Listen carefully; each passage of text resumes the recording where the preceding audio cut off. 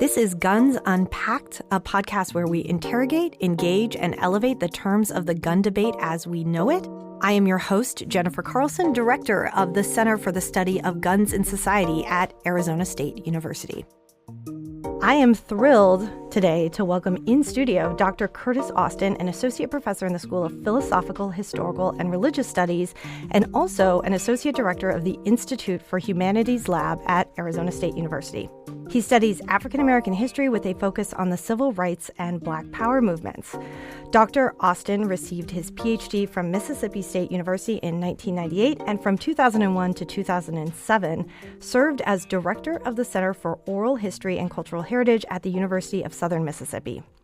While there, he directed one of the most important digitization projects in American history, a project that conducted oral histories with hundreds of civil rights activists, digitized them, and made them available for public consumption via the web. Dr. Austin was also the founder of Black Studies programs at the University of Southern Mississippi and also the University of Oregon. He is the author of the award-winning book, Up Against the Wall: Violence in the Making and Unmaking of the Black Panther Party, which is based on traditional archival sources as well as oral histories with former members of the Black Panther Party. His current research projects include two upcoming books. First, A History of the Black Power Movement, which is set to be out in February 2025, and second, A History of the San Francisco Eight. Welcome, Dr. Austin. Thank you. I appreciate being here. So let's start with the story behind the story. How did you get interested in this area of research? I grew up in rural Mississippi, a small town called Yazoo City. Actually, this town was about half Black and half white. But I lived in the Black part of this town. Like, it was segregated. You know, as a child, you don't know, like, why things are the way they are. But if you think about it, like, the civil rights movement had just ended, and here all these people are having to deal with the aftermath of the civil rights movement. So I'm actually going somewhere with this. What happens is, as a kid, you notice all these weird racial dynamics. And nobody, not your teacher, not your coach, not your father, mother, uncle, aunt, neighbor, nobody's explaining this stuff. They've just had this really traumatic situation. And so there's nobody to ask, hey, why is this the case? You know, why can't we go there or do this thing or be with these people? At least I felt like I couldn't ask that. And the one thing I noticed is that I lived in a really, what I'm just going to go ahead and describe as a violent community, like the way people solved their problems. They yelled and screamed a lot, and they fought. And, you know, sometimes there was shooting and stabbing, right? I didn't see any of this, but you could hear about it. I mean, I saw a lot of fights, actually. So I tell that part of the story because that's in the Black community, among Black people, just Black people are involved. But whenever white people showed up, like, Black people acted differently. Like, they were like on their best behavior. And so I'm in this community where I have 4 older brothers, 8 uncles, like, so all these men who today people would probably consider them badasses. I don't think they were considered that way back when. But then when white people showed up, they didn't act like badasses. It's like, what's up with that? You know, as a 4-year-old, a 9-year-old, a 12-year-old, whatever I was, you know, I'm thinking, well, I just saw you beat up this one guy, and that white guy is smaller than this guy you just beat. Why aren't you interacting with him in that way? So I was always confused about it, right? My entire life, just growing up confused. And I am answering your question. So fast forward all the way to college, and I start hearing about the history of race in the United States. And because of what I just told you, I had assumed that Black people, vis-a-vis white people, were like weak. They were like wusses. They wouldn't stand up for themselves. They wouldn't fight back. They wouldn't push back. They wouldn't talk back.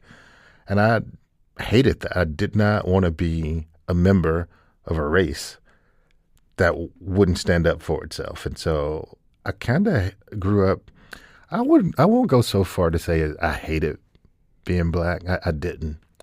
But I hated feeling weak because I was Black. When did you first hear the term Black Power? Was that in college? Yeah, I was 20 when I first heard the term Black Power. And by the way, the Black Power speech, although it happened in Greenwood, I think we'll get to that, was explained in my mom's backyard. So I should have heard about it when I was 2, but I didn't hear about it till I got to college. What do you mean it was explained in? Well, actually, let's actually go straight to that question about Black Power and that slogan, where it comes from. I know we're kind of shifting into the book now, but I'm sure we'll come back and circle back to your story. But I would love to just unpack that term and how it becomes almost irresistible at this particular moment in history. And maybe we can go back to your mom's backyard too. Yeah, well, it's just that the rally took place in what's now my mom's backyard. It's actually a big public park.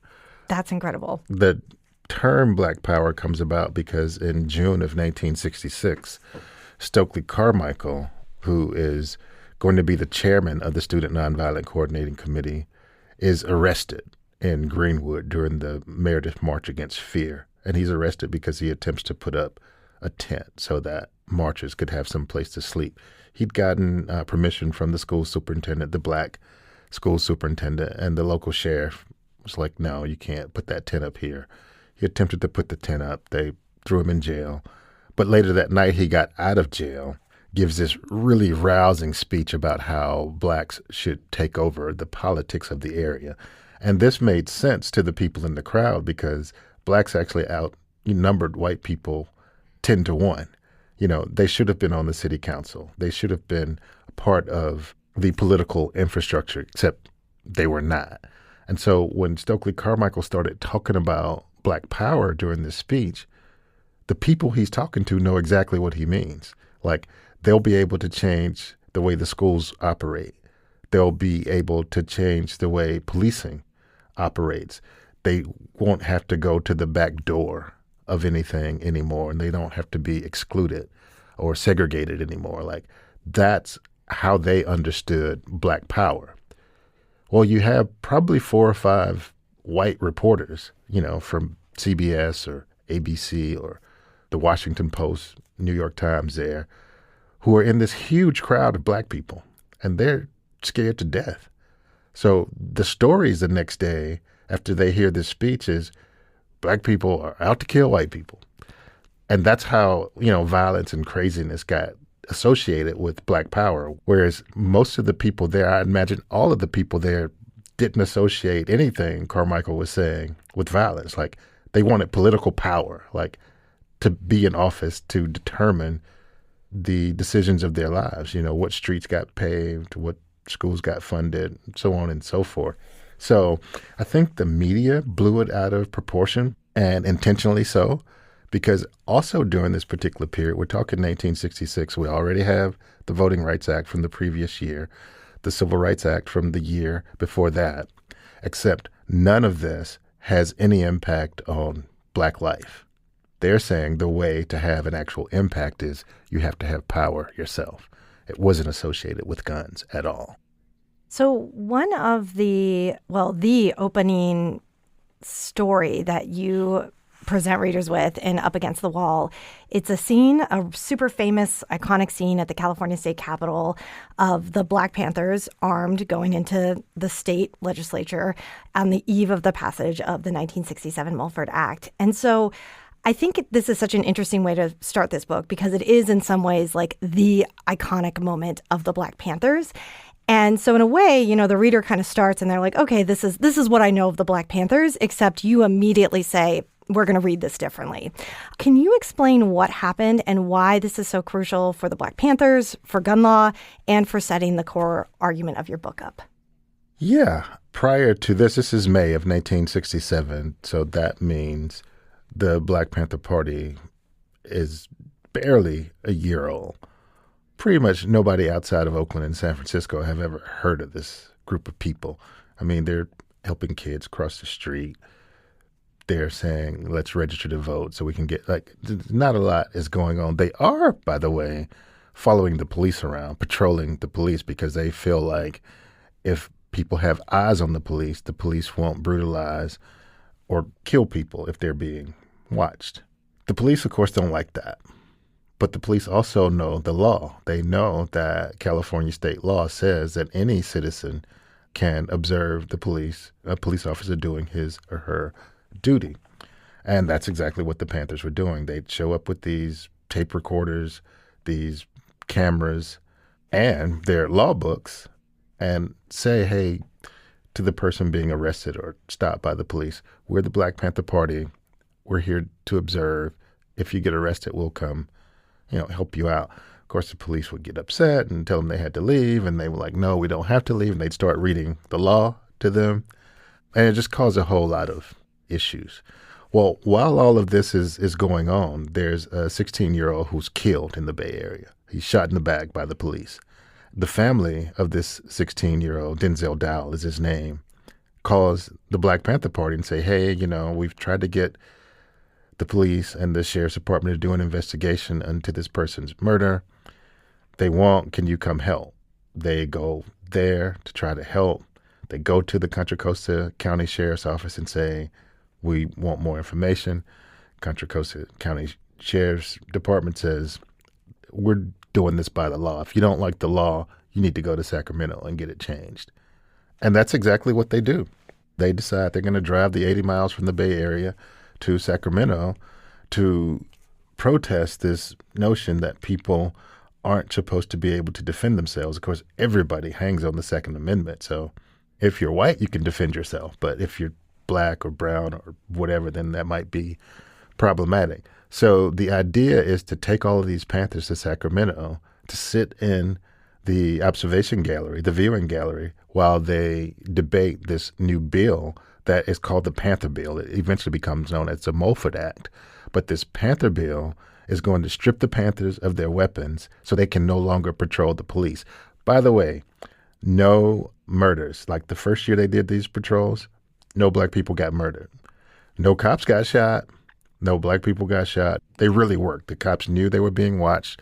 And so nothing really happened. What happens in May of 1967 to sort of bring the Panthers into the public eye is that they go planning to watch this session, the General Assembly. None of them have ever been to Sacramento. None of them have ever been to the State House. So they show up, go inside the Capitol, and they're immediately lost. And of course, they're these men and women, and they have all these shotguns and rifles and pistols and whatnot, and they're black, right? And that's weird. It's the 60s, and this is not okay for the people who are in this building.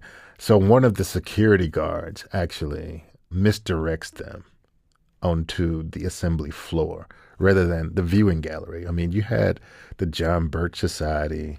You even had members of the Ku Klux Klan, other non-affiliated groups who had been coming to the California General Assembly when it came to discussions about gun laws for about 5 decades at this point, with their guns all the time. Nothing ever happened. But they were actually in the viewing gallery. So, and they're with their guns. With their guns, right. And nobody took their guns. Nobody made a news story out of it. That's just kind of how it was. Well, the Panthers wind up in this assembly room on the floor of the assembly. And it's a problem because they are debating this Mulford law. And this person gets up and wonders aloud, like, who are all these N-words with these guns? And then the assembly kind of clears because they assume the guns are loaded and they don't want to be shot. But of course, the Panthers get escorted out of the assembly room. They get told, here's the viewing assembly, which some of them actually go to. Others wind up leaving the building. Now there are reporters all over the place because the governor of the state, Ronald Reagan, is there talking to a group of 4-H students, and they're videotaping him. Mm-hmm. Well, he sees these Panthers. Well, he sees these black people. He doesn't know they're Panthers. But the law says you can't actually ride with a loaded rifle inside your car. So when they get out of their cars in front of the state capitol, they start loading their weapons because they hadn't been loaded. Well, that's what the governor sees, these black people loading weapons, and he kind of gives it up. He takes off. But the camera, after first showing him, leave the scene, start filming the students who follow the Panthers into the assembly. And this is how it makes the news that night. And they're actually just really curious. Like, I love the quote you have in the book that one of the kids is like, what kind of gun is that? Can you tell me what that is? And it's like, yeah. All right. Yeah. This kid goes to Bobby Seale. Nice 30-06, mister. Can I hold it? And Bobby Seale lets him hold his weapon, which I thought was pretty cool. And they talked to the kids for a little while, but then they wind up there. Well, it's this footage that winds up on the local news, first in Sacramento, but then in the Bay Area, and eventually it spreads throughout the state of California. And over time, 2 or 3 days later, it spreads from the West Coast all the way to the East. And the Black Panther Party goes from a group of probably less than 30 people. There might have been more than 30. I don't think there were. To thousands overnight. Like, they don't have the infrastructure to take care of these kinds of folks. But folks read about it in the newspaper. They see it on TV, the B-roll, the footage. And they go, that's the organization I want to be a part of.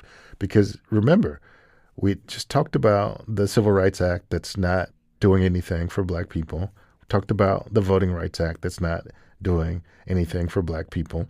They're still not being allowed to vote in the 11 former Confederate states.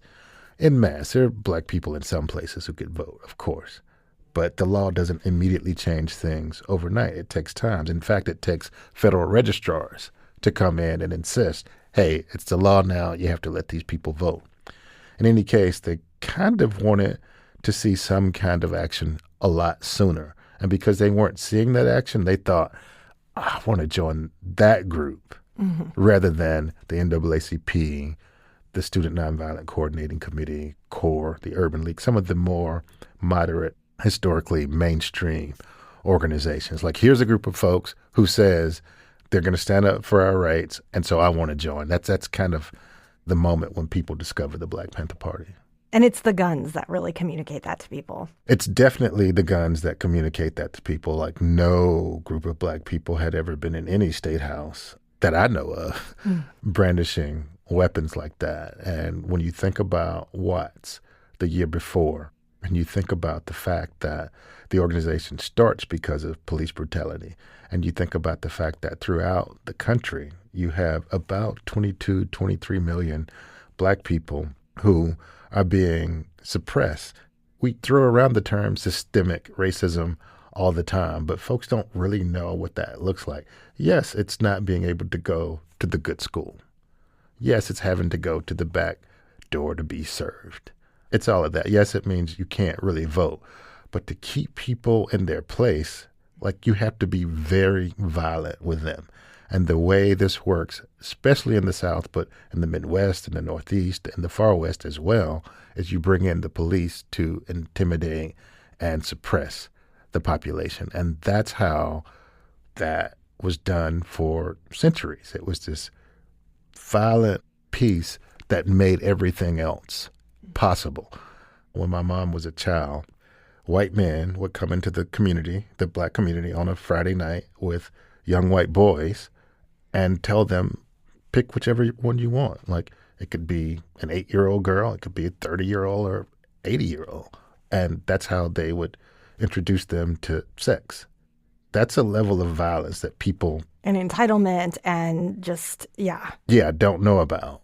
So that was the order of the day. Folks think they know about the history of Rosa Parks, for example. And, it's this old lady, seamstress, and she was tired, didn't want to get up. Well, for 18 years before that, Rosa Parks' job was to get collect testimonies of women who have been assaulted. By police officers. So this has been a very violent thing that sort of circumscribes the Black community. And it basically, your listeners can't see my air quotes, but it keeps people in their place. So when you see the Panthers come along, this is what people are responding to. Yeah, now somebody is here to defend us. Yeah. That's what that's about. Yeah.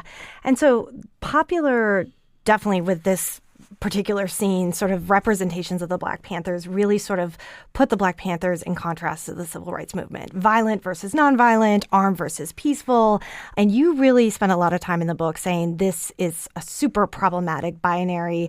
And one of the examples that you use to kind of show how the Black Power movement and the civil rights movement, I think you used the term grew up together in the same soil, is the case of Robert Williams. And so I was wondering if you could tell us who he is and how he kind of can be understood as a precursor maybe to the Black Panther Party.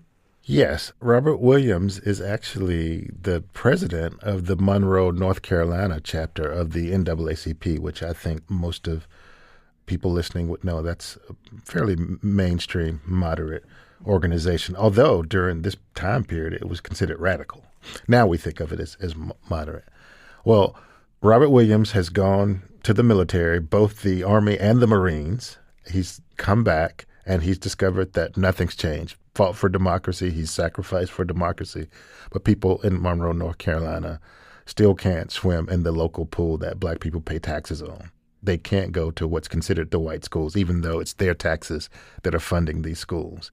They can't do a lot of stuff. They can't vote in North Carolina.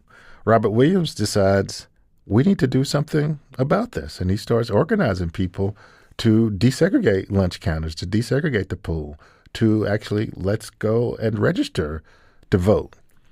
And the backlash to this was violence. You had white sheriff's deputies and white police officers, white Klansmen. Monroe, North Carolina is sort of a hotbed of Klan activity then and today, actually. And they start getting quite a bit of pushback. So Robert Williams, who, as I said, had gone to the military, got other friends of his who had also fought in Korea, fought during World War II, and they were going to defend the community. But it was really a specific instance. There was a Black man who was accused of, I can't remember if it was rape or something else, but the Black man wound up being killed, and his body was not released. When his body was eventually released, it was released to this Black funeral home in Monroe, North Carolina. And the local Klan and the police decided they were going to come take the body and do whatever you do to a dead body. Like, they didn't want the body there. They were going to take it out and hang it again or whatever. And Robert Williams and his friends were like, no, we're not going to allow that. And so when the motorcade of these Klansmen and police officers came by the funeral home, they saw these Black men with these guns defending the funeral home, and they left. And there were no more problems. And after this, it's funny because the people in the NAACP got really afraid. Not the men who were guarding the funeral home, but the rest of the members of the NAACP. And the next meeting, they voted Robert Williams in as president, and they all quit. So he actually had to go out and recruit more members of the NAACP because those folks didn't want that kind of trouble. He runs the NAACP as smoothly as it had been run for years there in Monroe, North Carolina. But because of the incident I just described, he became known as this troublemaker, which he wasn't making trouble. He was defending a Black-owned funeral home because people had said they were going to come in, take the body, and desiccate it. Well, logic has no place in the way things played out, and violence became the order of the day. Whenever they tried to desegregate a lunch counter, there was violence. Whenever they tried to register people to vote, there was violence. And Robert Williams decided, we're going to do something to stop this. He started making speeches about fighting back. And mind you, it's just speeches. He's not shooting back. He's not pushing people around. He's not threatening anybody. He's saying that if the police, if the sheriff's department, if the federal government, for that matter, doesn't protect Black citizens, then we're going to protect them ourselves. Well, he got in trouble with the leadership of the NAACP. The president of the NAACP, Roy Wilkins, did not like that at all. And in fact, they removed Robert Williams from that position. But before they removed him from that position, actually there was an incident in Monroe, North Carolina, that he wound up having to leave. And there were folks actually trying to desegregate lunch counters, and there were Freedom Riders. They were coming through Monroe, North Carolina, and the way it worked with the Freedom Riders is the Black Freedom Riders would go into the white bathrooms, And the white Freedom Riders would go into the Black Panthers because the law said you couldn't segregate in interstate travel. Well, when they got to Monroe, North Carolina, and they got off the bus, they got beaten. Robert Williams was going to go down there to save them, which he did. Well, actually, he sent some people from the NAACP down to save some of these riders, and they brought them back to the Black community. Now the police and the Klan are saying, we're going to go into the Black community and get them. Now you got all these people saying, oh, no, you're not. And there's going to be this big fracas. The head of the North Carolina Highway Patrol, the head of the Sheriff's Department there in Monroe, and the chief of police all call Robert Williams' house and says, we're coming to kill you. He believes them. And he winds up taking off with his wife and kids, escaping, wound up in New York for a while, goes to Cuba, leaves Cuba, winds up in China. And while he's in China, actually, not in Cuba, the Panthers discover this story about him. And they think, that's all we're saying. We're just going to stand up and defend the community. So Robert Williams became sort of a hero to them because it was one of the books on their reading list. Robert Williams wrote something called Negroes with Guns after the incident I just described. It's maybe 80 pages. It's a tiny little book. But the Panthers read it and was like, yeah, we want to be more like that. And so they sort of organized around the same issues. We want the right to vote here. Of course, people had the right to vote in Oakland, but most folks weren't really using it. We want the right to go to this or that school, the school of our choice, which is what Robert Williams was doing in Monroe, North Carolina. And we want the right to defend ourselves. So he sort of became, the stand-up bearer for them. Yeah. And I think there's the assertion of rights and also the reclaiming of dignity that gets pulled together. And so you describe this early police interaction that the Black Panthers have with the Oakland police. And it's super detailed, super engaging in the book. But basically, Huey Newton stands up to the police. He says something along the lines that if you shoot, I'll shoot. There's a crowd that's basically rooting him on. And I mean, it's a moment of collective community effervescence. And you really unpack in the book how this is not just a moment of self-defense. It's not just a moment of assertion of rights. It's a moment of reclaiming dignity before this dehumanizing police force. And you mention Frantz Fanon throughout the book. And so this is the psychoanalytic Marxist who saw violence as liberatory in the context of colonialism. And the Black Panthers are going to bring Fanon to the U.S. And so can you explain explain how the Black Panthers fashioned Fanon for the U.S. context? Absolutely. So Fanon was Martinican, but he's a key figure in the Algerian Revolution. And of course, Algeria had just won its independence from France, maybe 5 years before the Black Panther Party got its start. And Frantz Fanon wrote this book called The Wretched of the Earth. I mean, he wrote several books, but one of them was The Wretched of the Earth. And I think it was the first chapter. And it's called On Violence. And as a psychiatrist, what Fanon discovered, actually working with French soldiers and with Algerian rebels, is that it was the act of violence that made people comfortable in their humanity. He uses 100 words to say that. I'm trying to break it down for the audience. It's not just palliative and an emotional purgative, but it makes, when you can defend yourself, you become more human, according to Fanon. And Black people have been in this country since 1619. And of course, there's been Gabriel Prossers and Nat Turners and Harriet Tubmans and Frederick Douglasses who have stood up for themselves and for Black people as a community. But in general, it's a really repressed community that is afraid of the level of violence that has been directed to them first during slavery, then during Reconstruction, and during the period we're talking about, which is Jim Crow. And not defending yourself sort of makes you feel bad, makes you feel weak, makes you feel less than human. So here you have this group of people, members of the Black Panther Party, who are reading all of this interesting stuff. And one of the things they read is The Wretched of the Earth. And they had some sense of what Fanon was saying, But Fanon actually broke it down for them and showed them that, hey, you're not bad if you want to defend yourself. And given the circumstances that, say, first the Algerians had to deal with, and now we're talking about black people in the South and what they have to deal with, or black people in Oakland and what they have to deal with, maybe violence won't be the worst thing in the world. And so they read this chapter on violence and say, we've been trying to tell you this all the time. If you just stand up for yourself, everything changes. And so going back to that example that you provided with Huey Newton, well, they had been patrolling the police. The police didn't like the fact that they were being patrolled. They started to accost the Panthers. Newton said, hey, we are armed and we are willing to use our guns. If that's how you want it to go down, then that's how it's going to go down. Well, of course, it went down completely differently.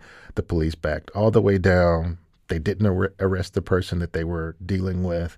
And the black community saw this, or at least a few people in the black community saw this.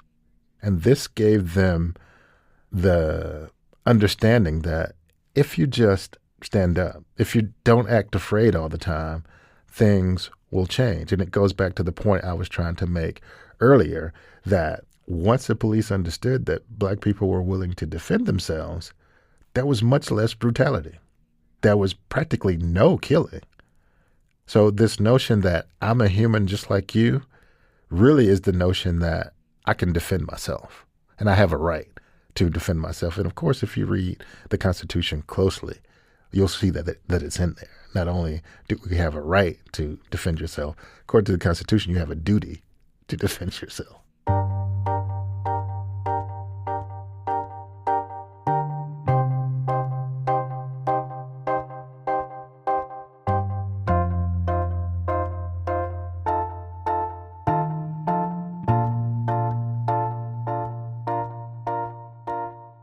So there's a lot of history between that moment and the present day moment that I want to get into, but I feel like I have to ask the present day question today, which is that when we think about that kind of tactic, that kind of standing up to police, we think about Black Lives Matter, recording the police, all the different ways that movements and individuals have taken on the issue of police violence, police brutality.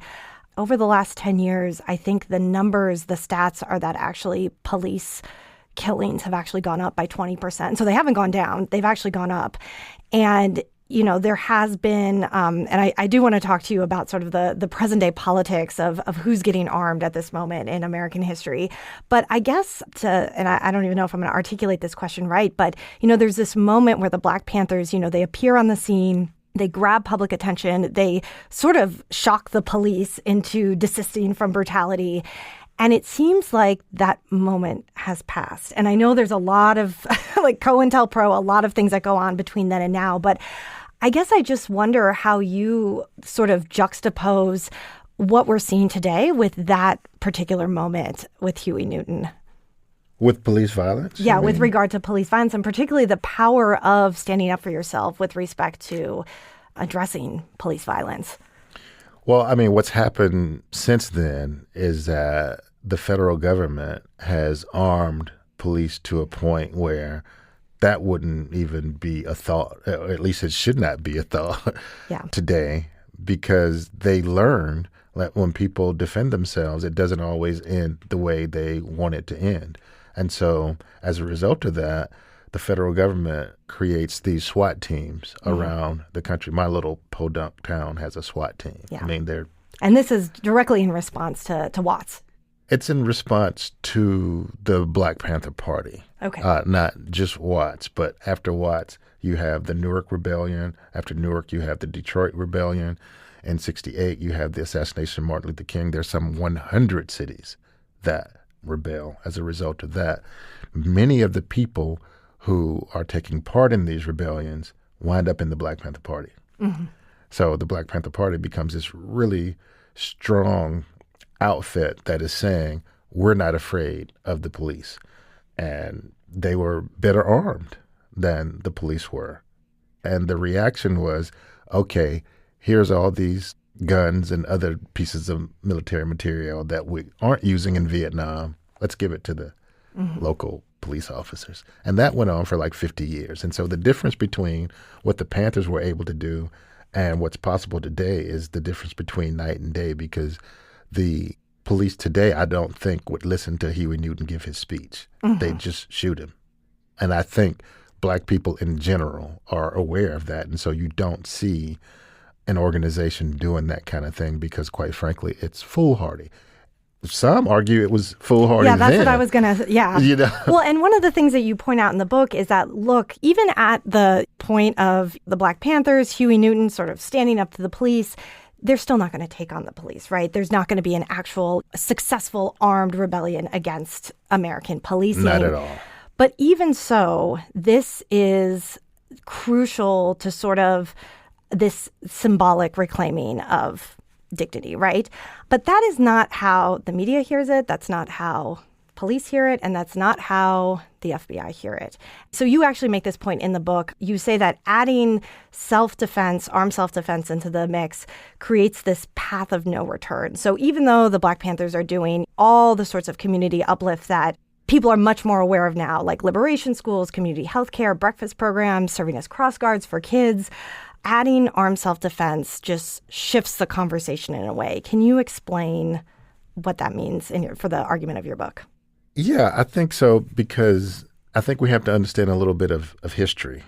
And what I mean by that is you have 22 million indigenous people who live in this country before white people show up. White people show up, a lot of those 22 million people wind up dead, right?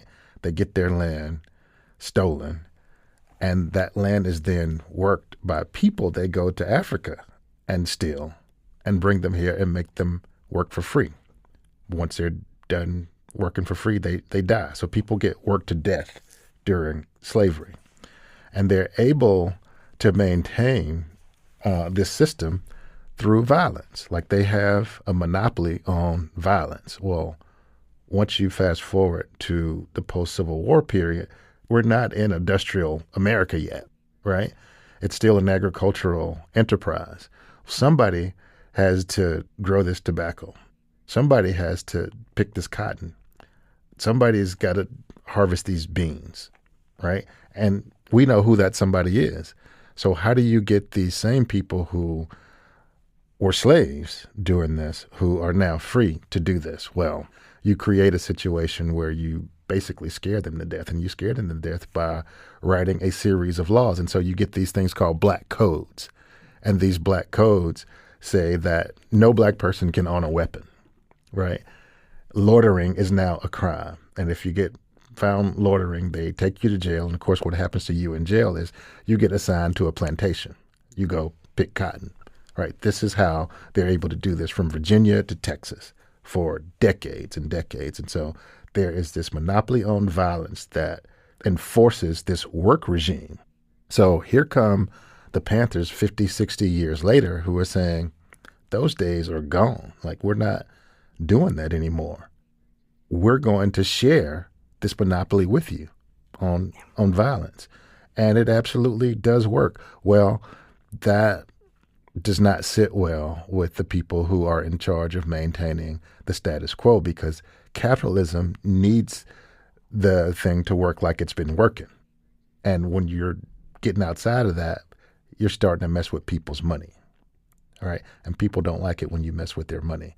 And so their reaction was, if we don't sublimate this group now, we're not going to have America as we know it. And so the reaction was to imprison the Panthers, to discredit the Panthers, and in very extreme cases, to kill Panther leadership. And if you can't kill them, run them out of the country. And this is what we see happening all over the United States. Like, people get forced out of the party, people get sent to prison for many, many years. And like I said, in some cases, people wind up being killed. But it's this notion that we're not just going to be interested in mainstream political functioning. We are interested in staying alive. And the only way to stay alive, whether you're in Jackson, Mississippi, or Chicago, Illinois, is to be willing to defend yourself. Elizabeth Hinton wrote an excellent book called America on Fire that sort of gets into this post-60s reality of the point I just tried to make. Yeah, and much of what you just described is COINTELPRO. Yes. Can you just break that down for listeners who may not know what that is and why it's so important to this story? Well, COINTELPRO is an acronym for the Counterintelligence Program. And the Counterintelligence Program was actually started in 1956 by the Federal Bureau of Investigation, and it wanted to identify people it considered communists in, say, if they're in Congress or if they're a school teacher or if they have some kind of position. They don't want communists in the United States having any kind of influential position. Well, it turns out they didn't find very many communists at all, right? So fast forward 10 years later, they've got this program to investigate what's supposed to be these secret groups, these clandestine groups, or at least this clandestine group.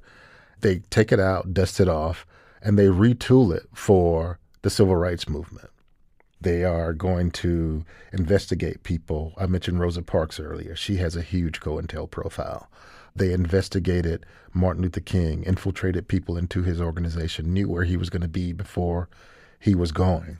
They created rifts between married couples. Let's say you have a couple who's a civil rights couple. Well, they might show, this was long before Photoshop, right? But the FBI could do this. They might show a wife a picture of her husband with another person. Well, they painted that person into that picture, and now they're divorced and, no longer together. Or they might send somebody into a Black Panther office who has drugs on them, and they come into the office, raid the office, and they find these drugs. Well, of course, because a provocateur brought the drugs there. So the counterintelligence program was designed to discredit any kind of radical organization, and the Black Panther Party was sort of at the top of that list. There were something like, I can't remember the number, but hundreds of COINTELPRO actions during this particular period, and about 90% of them were directed at the Black Panther Party. What they wanted to do was discredit the group, to keep the group from allying with other organizations of the same kind, but especially, and I don't think people who even know about this realize this part of it, they especially did not want the Black Panther Party making alliances with other radical white organizations. Yeah. And that's where Fred Hampton comes in.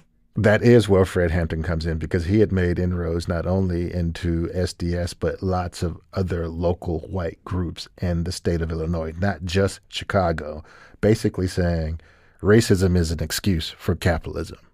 If you just think about what's happening, he's talking to white people. If you just think about what's happening in your community and compare it to what's happening in the Black community, you'll notice there's not that much difference. And people was like, oh, he's right. So they began to coalesce in Chicago, something called the Rainbow Coalition. But this is going on all over the country. It's going on in Kansas City. It's going on in San Francisco. It's going on in Baltimore, Maryland. These young white kids, these young Black kids are getting together going, we're not going to follow the path that our parents took. We're going to make these changes. So they really wanted to keep radical cross-racial organizing from taking place.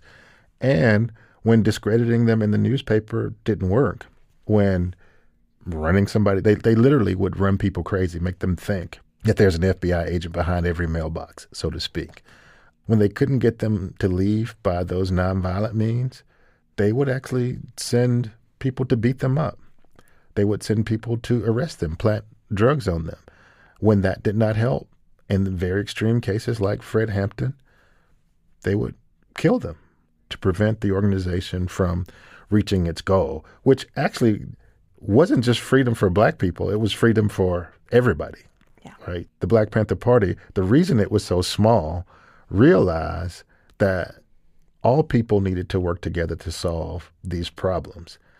But Black people during this, the majority of Black people during this particular time didn't really want to hear that. So generally, when they saw that the Black Panther Party was working with white organizations, they refused to join. You got to keep in mind, it's the Black is Beautiful era. It's the Black Power, movement that's going on. You got the Black Arts movement going on. It's Black this, Black. People are wearing dashikis, which is, form of African dress. And so they don't want anything to do with white people. They're just into themselves. Well, the Panthers are saying, no, actually, they're like all the other human beings. It's just this small group of white people at the top that are causing all these problems. It's not the white people you actually know in your neighborhood or that you see at the grocery store that's the problem. I mean, maybe somebody's prejudiced or has some issue, but that's not what's keeping you out of these schools. Mm-hmm. That's not what's keeping you from voting. There's an infrastructure keeping you from actually doing that. The Panthers realize that. Other whites realize that. They started to coalesce, make inroads into solving these problems, and that's when we see the party get decimated. Mm-hmm. Yeah. And so you interviewed Harold Taylor in 2009, or the interview was published in 2009. And Taylor does such an incredible job during that interview at just describing the everyday experience of paranoia that the FBI and police forces inculcated within Black Panther chapters. He was in the LA chapter, right? Okay. Yes. It's hard, and I don't want to give Hoover this much credit, but it's hard not to see the FBI's work as almost this perfect reversal of what Fanon describes as the liberatory potential of armed self-defense. So, obviously Fanon talks about overthrowing external oppression, but he's also talking about that act of violence as overthrowing internalized oppression. And it seems like that's exactly what Hoover's FBI manages to do. They eviscerate this movement by dismantling, by corroding the loyalty, the camaraderie, the connections, these collective bonds, and their trust in one another. And so can you tell us a bit more about, maybe even just drawing on that interview, even the culture of paranoia that the FBI was really able to unleash onto the Black Panthers and how corrosive that was? Absolutely. I mean, they, again, would hire people to go into, let's say you're in the Los Angeles chapter or the Seattle chapter or the New York chapter. Well, they'd hire people, Black people, of course, to go in and have those Black people say, well, he's a pig. She's a pig. That's an FBI agent. They work for the CIA. Of course, none of it's true, but it's the 60s and the 70s. They don't really have a sense, the same context that you and I have from living in the 21st century, and we know kind of how things work. Well, nobody knew about COINTELPRO back then. They have no idea that the government is orchestrating this from behind the scenes. And so people start to wonder, is that really a police officer? Are they really an informant? Are they working for the FBI? And so folks over time start doing less for the organization, stop coming around the office, for example. But there are also occasions when the FBI encourages people who they are paying to commit crimes. And of course, they're there before the crime gets committed. And so now they can arrest a person and say, this is not a civil rights activist. This person is not working for the Black freedom struggle. They're actually a criminal. But it's a person the FBI hired who actually committed that particular crime. And the party starts to get this really bad reputation for being a criminal outfit versus an outfit that is for the liberation, again, not just of Black people, but of all people. And they're able to do this by getting folks not to trust each other, to look at each other askance, give them kind of the side eye. Yeah, you say you support this thing 100%, but I trust Joe. And Joe was telling me last night over dinner that you're a pig. And all over the country, you see people, he's a pig, she's a pig, that's a cop, and before you know it, nobody trusts anybody. Eventually, these people that are infiltrated into the organization start shooting other Panthers. These other Panthers start shooting back, and before we know it, you have this fratricide going on. And now the Washington Post and the New York Times and, I don't know, Walter Cronkite is on the news going, hey, look at what these Panthers are. We told you they were up to no good to begin with, and now it's very clear to us. But all of this is being shaped and formed by not just the local FBI, but, J. Edgar Hoover and Richard Nixon are literally having conversations about this 20-year-old Harold Taylor in the Oval Office. Like, Nixon is trying to figure out why you can't find this guy. And Hoover's like, don't worry about it. We've got it all covered. So it's a big deal. If they are allowed to operate the way they want to, according to their 10-point platform and program, which is we want better housing, we want better schools, we want good jobs. Like, they want to be good American citizens and not be harassed. Then this will be a completely different country. But because of the people who want the status quo to be maintained, whites at the top, blacks at the very bottom, they had to do something about it. And what they did was to violently destroy the organization. So COINTELPRO officially ends in 1971, is that right? Officially, but I don't really know. One, I don't know what that means. And two, I'm certain that's not true. Okay. Because there is a committee called the Church Committee that investigates a lot of things. Actually, it investigates the Watergate break-in, and they discover COINTELPRO sort of along the way. And during this church committee, they discover that the FBI is doing all this illegal stuff, and they sort of say, hey, you can't do that. And the FBI is like, you're right, we won't do it anymore. That was 1971. But they never changed anything. They just stopped calling it COINTELPRO. Yeah. So and I want to start shifting over to the San Francisco 8 because we are rapidly running out of time. But in the documentary that you recommended, Legacy of Torture, one of the San Francisco 8 actually makes this point that, quote, COINTELPRO is still being felt today. And, I think there's many ways to read that. One is that it's literally still going on. It's just not being called that. Two, that the ramifications are still being felt. And then also three, that COINTELPRO as this sort of dynamic or logic of governance that really trades on sowing distrust, making it impossible for people to believe the information that they're being told is true, to make sense of who's on their side and who's not. It actually sounds a lot like just political discourse right now in the U.S. So I'm curious in terms of how you have wrestled with this and thought maybe differently throughout the course of your scholarly trajectory, how you make sense of COINTELPRO and its legacy. Well, even though my comments to this point have been about COINTELPRO vis-a-vis the Black Panther Party, COINTELPRO was much more broad than that. So the U.S. Army also gets involved with this. And by the end of the 1970s, the U.S. Army, along with COINTELPRO, has something like 75,000 informants in the Black community across from New York to Seattle. And these people are doing the same thing. And they're creating this paranoia and distrust in the movement. And we still see that today. You can go into any I can go into any Black community and immediately not be trusted because I'm Black. You can go in that same community. There might be some, what's this white woman doing up in here? But they would talk to you and you'd get your questions answered. That's all because of COINTELPRO. Here are the people who can be trusted. Here are the people who cannot be trusted. So that's part of its legacy. Another part of its legacy is that people found that because COINTELPRO was designed to get rid of the head of organizations. Hence, Eldridge Cleaver's run out of town. Huey Newton and Bobby Seale are always in jail. Fred Hampton is dead. Get rid of the head and the body dies. In fact, one thing J. Edgar Hoover said about COINTELPRO is if these Black people insist on being revolutionaries, they need to realize that they're going to be dead revolutionaries, right? And so part of that legacy is a lot of people see what's wrong, want to do something about it, but are simply afraid because they know what will happen to them, not because they read my book, not because they took some history class, but because the community is drenched in this notion that you really can't trust the people around you.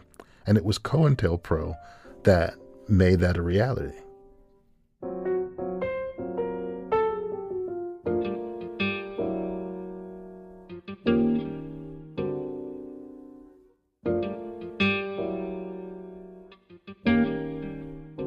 So let's talk about the San Francisco 8. Harold Taylor is actually one of the people who is the focus of this new book. Is that right? Or there are 8 people who are the focus. Yeah. He's one of the 8. Yeah. And so this is a book that looks at the resurfacing of a case involving a police murder from 1971.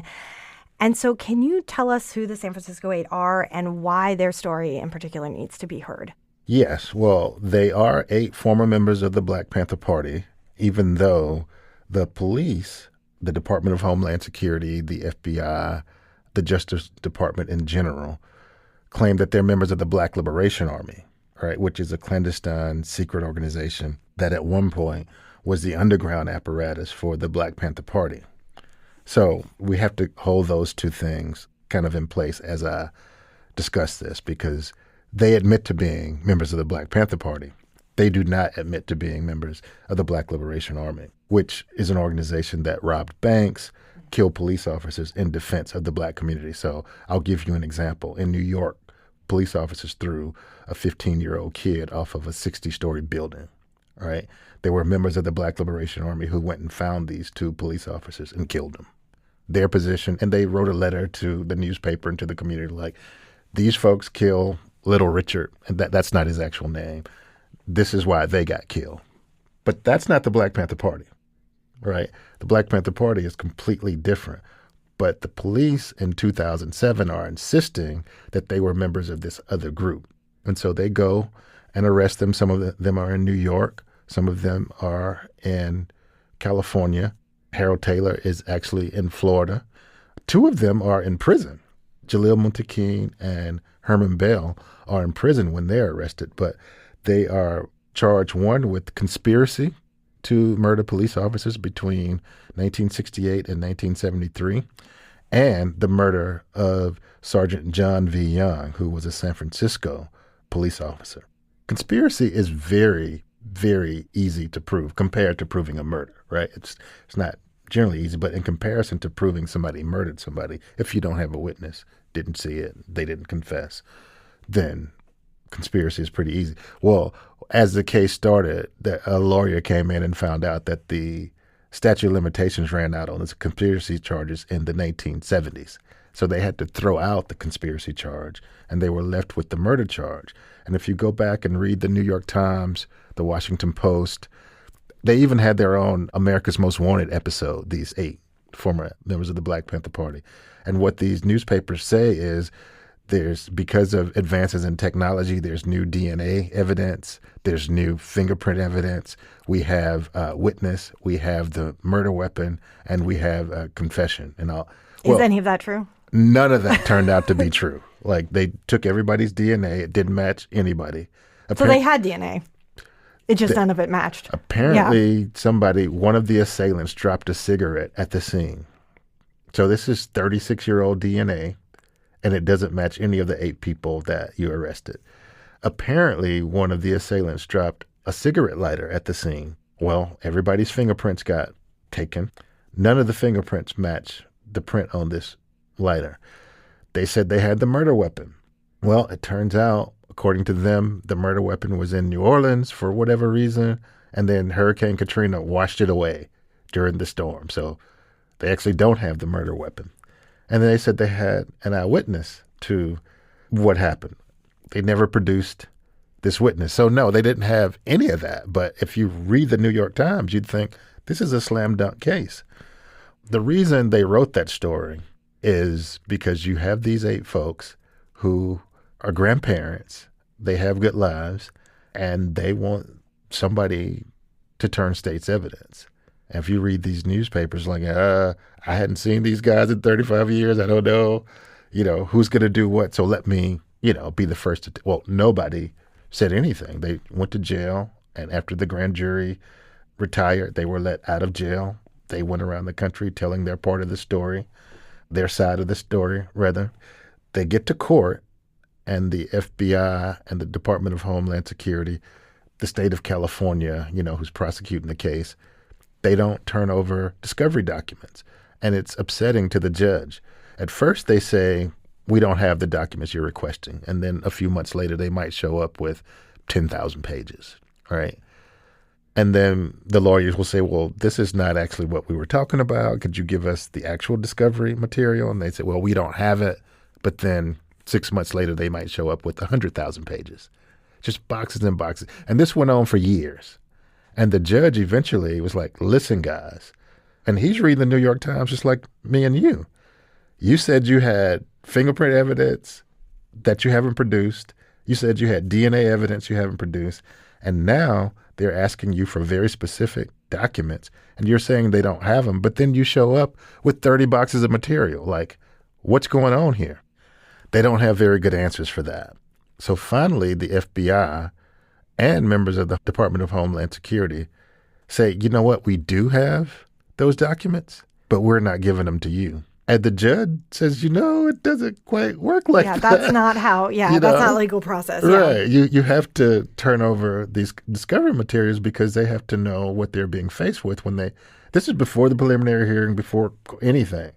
And they was like, no, we're not going to do that. So the judge dismisses the charges because they're not cooperating with the legal process.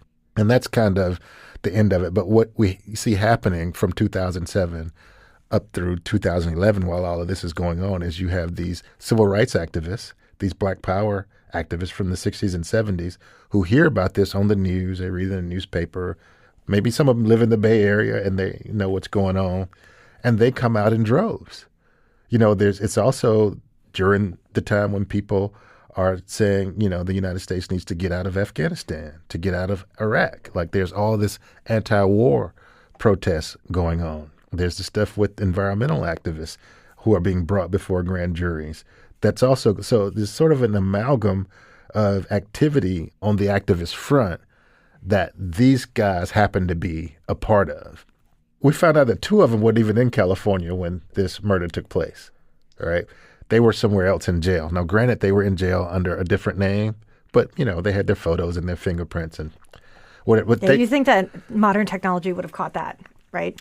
In the 60s, I don't know. Oh, I mean, subsequently. Yeah. So, yeah. Right. So I think they never had a case. Yeah. And they were saying they had a case. Because, of course, you read something in the New York Times or the Washington Post, you assume it must be true. It's good journalism. I have subscriptions to both of those organs. I pay them every month to get the good news. Sometimes it's bad news. But my point is, you think it's true. They didn't have any of the evidence that they said that they had. So they're let go. Charges are dismissed. And that's what the book is about, how people organized around what they saw as a travesty of justice. They thought of these people as elders, folks who had supported their communities back in the day. Some of these people had been in prison for their work in the Black Panther Party, had gotten out, worked 20, 30 years, and retired, raising their families and grandchildren and whatnot. And they just wanted to send a message, but they weren't able to send that message because people did not lie and say, you know what, I did have something to do with that. Let me tell you about Joe's role in it. I don't know if you or your listeners know, but anytime there's a crime committed by more than one person, the way it works is you get the other person to turn. Yeah. And if you sow distrust, you make people turn against each other. Yeah. Right. Yeah. And the Black community is called getting down first. Like, who's going to get down first? Because the police are going to make it to where, hey, if you don't tell, she's going to tell. And you want to tell first because you don't want to go to jail, right? Well, they just all sat there in jail. Nobody said anything. It was pretty clear they didn't have any of the evidence they said they had, and now they're back at home. I think the point here, though, is to show, the government's point, I believe, was to show that if you engage in this kind of activity, we'll never forget you. It could be 5 years later, in this case.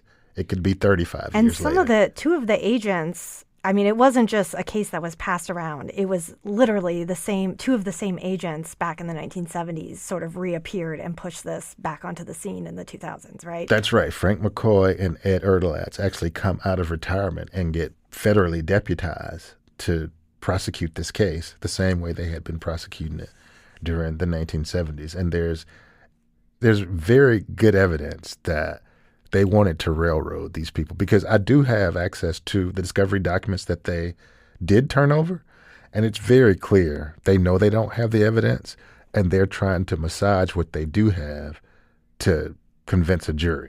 With a good lawyer, it's not going to work, but it's what they have.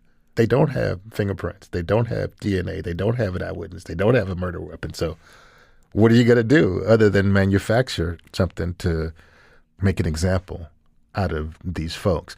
And again, there is a difference, a significant difference, I will say, between the Black Panther Party and the Black Liberation Army. The Black Liberation Army made no bones about this is what we're about. Like, when police become bad actors, we are the ones who bring justice. And it's not like you can be in this kind of organization and have this kind of job and work your day job. So the way they were able to fund themselves is They'd rob a grocery store, savings and loan outfit, or an actual bank. And again, in the 1970s, not that difficult to do, right? Very difficult to do in 2024. Actually, can I just tell a quick story? They got caught in a bank robbery once, and they're in court, for bank robbery, and the woman clerk refuses to identify one of them. And the prosecutor's trying to say, didn't he treat you really meanly? Didn't he yell and curse? And she goes, no, he was like very nice. Like I said, nicest bank robber I've ever met. And the guy goes, well, how many bank robbers have you met? She goes, quite a few. And a lot of them yell and scream. And, you get on the floor. He's like, no, they came in and explained why they were there. They told me it wasn't my money. It was insured. And they were really kind. And she refused to identify because they were so kind. Of course, they wound up getting convicted anyway. But yeah, they did this not because they wanted to buy a Cadillac or a new house, but to fund the movement. And of course, to make a point when it came to shooting police officers that there are consequences when you kill unarmed black people. Now, was that the best strategy? No. But this is what they decided to do. And it turned out to be very effective. You saw the murder rate of police officers in the particular areas where they operated go way down. So there is some correlation between that. I don't know if it's exactly causal, but there's some correlation. Yeah. So we are so out of time. When does your book come out? When does this book come out, the San Francisco 8 book come out? I would like to say next year, but I'd probably be wrong about that. Hopefully next year, not later than early 2026. And do you have a title? Do you have a working title? The first book that is going to come out next year is called Dare to Struggle. It's a history of the Black Power movement. People are struggling for power. This book will be called Dare to Win. Excellent. And we were chatting before the podcast, because this podcast is Guns Unpacked. It's about gun scholarship, gun studies, gun scholars. And we were chatting about what you think about that term, gun scholar, whether you see yourself as in gun studies. And I think anybody who is doing work in the area of gun politics today absolutely needs to read Dr. Austin's work. But you would not necessarily think of yourself in those terms. I do not think of myself as a gun scholar. I'm a scholar of the Black Panther Party. They very clearly saw themselves as gun enthusiasts, or at least some of them did. But what I discovered researching the Black Panther Party is that most Panthers never picked up a gun. There's probably 80 books on the Black Panther Party, and what you read is, everybody had to learn how to field strip a weapon. Everybody had to go to target practice. Everybody had to do security. That's not the evidence that I've been able to uncover. A lot of people did. Most of them did not. Personally, you asked about my thinking of myself as a gun scholar. I actually am not a gun person. I grew up in the Deep South. I grew up in Mississippi. I have 5 brothers. They're all big hunters. I have 8 uncles. They're all huge hunters. They love guns. I didn't really like killing small animals. I mean, I've shot at a rabbit or a bird or a squirrel. I didn't really like it. I've owned guns in the past. My guns have always, this is the weirdest thing, for whatever reason, have been stolen from me.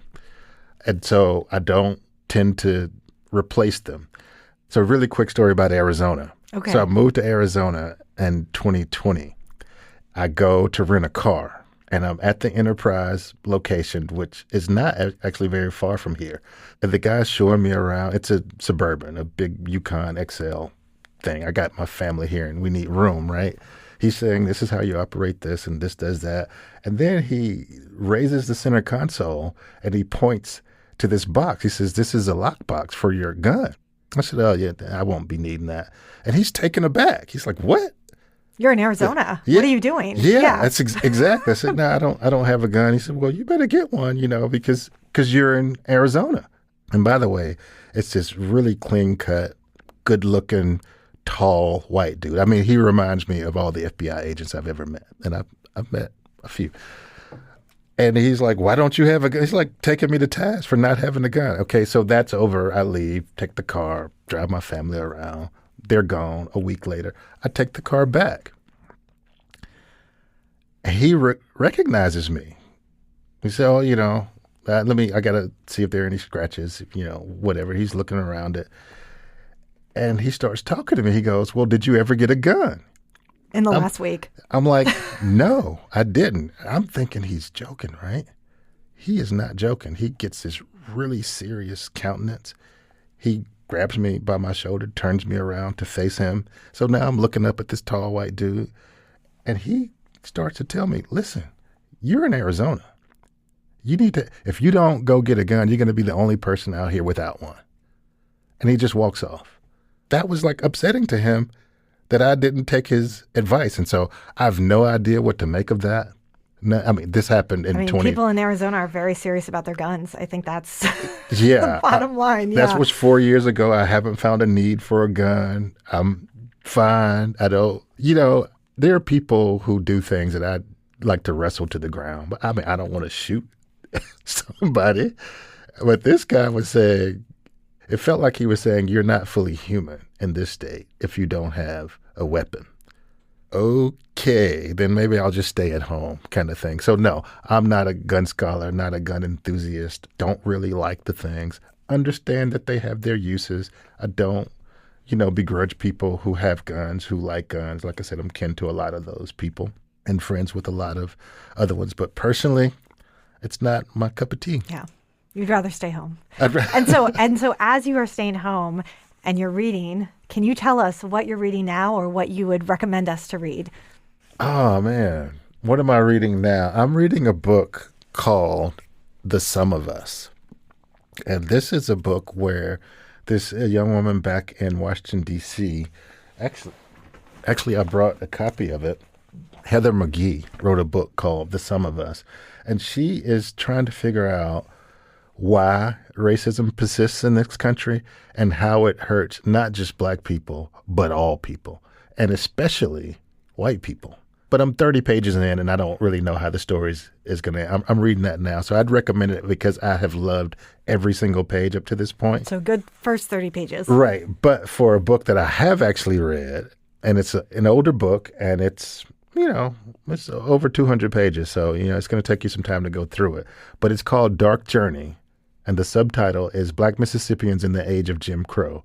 And it gives you a real bird's eye view of black life, not just in Mississippi, but in the South. And for those people who don't understand why blacks behave the way they behave in the 1950s, 60s, and 70s, like this book will answer that question for you. In other words, why was there a civil rights movement? Why was there a Black Power movement? If you read Dark Journey, you should have that question answered by the time you get to the last page. That is excellent. Well, thank you so much. I wish we are way over time, and I wish this conversation could just keep going and going. So, Dr. Curtis Austin, thank you so much for joining us in studio for Guns Unpacked. Thank you for having me. I appreciate being here. Thank you for listening. This has been Guns Unpacked, and I've been your host, Jennifer Carlson, the director of the Center for the Study of Guns in Society at Arizona State University. You can learn more about our center and all we do at csgs.asu.edu. Music in this episode is by Blue Dot Sessions. This episode was produced by Regina Ravazova.